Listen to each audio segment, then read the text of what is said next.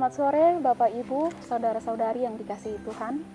Marilah kita mengakhiri hari kerja dan aktivitas kita dengan bersama-sama merenungkan firman Tuhan yang telah dipersiapkan oleh Pendeta Anthony Richard Peters SSIPL. Pembacaan firman Tuhan terambil dari kitab Yeremia pasal 1 ayatnya yang kelima. Sebab aku membentuk engkau dalam rahim ibumu, aku telah mengenal engkau, dan sebelum engkau keluar dari kandungan, aku telah menguduskan engkau. Aku telah menetapkan engkau menjadi nabi bagi bangsa-bangsa. Jemaat Tuhan yang terkasih, judul renungan kita pada sore ini yaitu Tuhan punya rencana. Dalam suatu surat tugas yang dikeluarkan oleh suatu lembaga kepada seseorang, kita sering mendengar kata menimbang dan seterusnya, menetapkan dan seterusnya, serta memutuskan dan seterusnya. Hal ini berarti bahwa orang yang diberi tugas wajib menjalankan tugas tersebut sesuai dengan apa yang telah dipertimbangkan, ditetapkan, dan diputuskan oleh lembaga tersebut. Hal inilah yang dialami oleh Yeremia.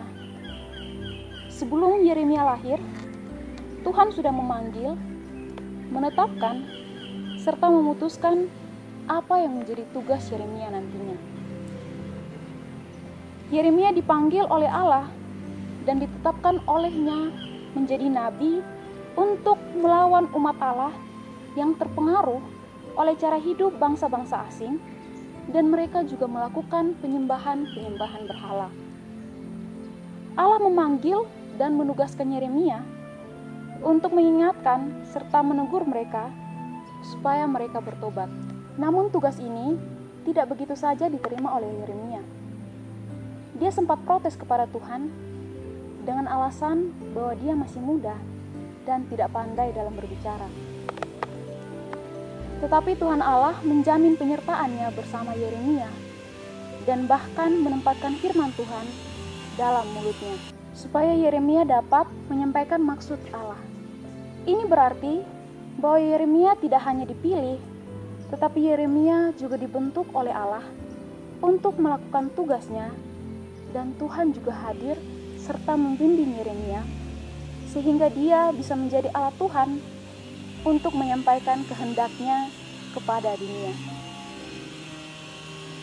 Setiap orang punya panggilannya masing-masing yang sudah ditetapkan oleh Allah sebelumnya. Sama seperti Yeremia, sebelum ia lahir, Allah sudah menetapkan bahwa dia akan menjadi seorang nabi.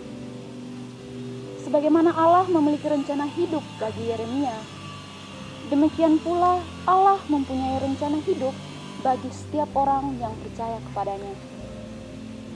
Namun, sebagai manusia, kita cenderung menganggap diri kita kurang, tidak pantas, bahkan tidak memenuhi kriteria.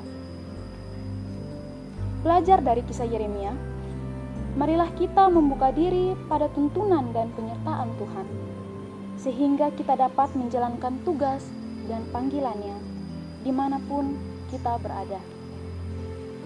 Maka refleksi kita pada sore ini, ketika Tuhan memilih kita untuk melakukan rencananya, Tuhan menjamin penyertaannya untuk kita. Jangan ragu hanya karena kita penuh dengan kekurangan. Ia akan memperlengkapi kita. Mari kita berdoa.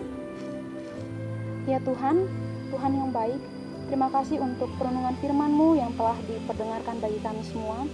Kami telah mengakhiri aktivitas kami di hari ini.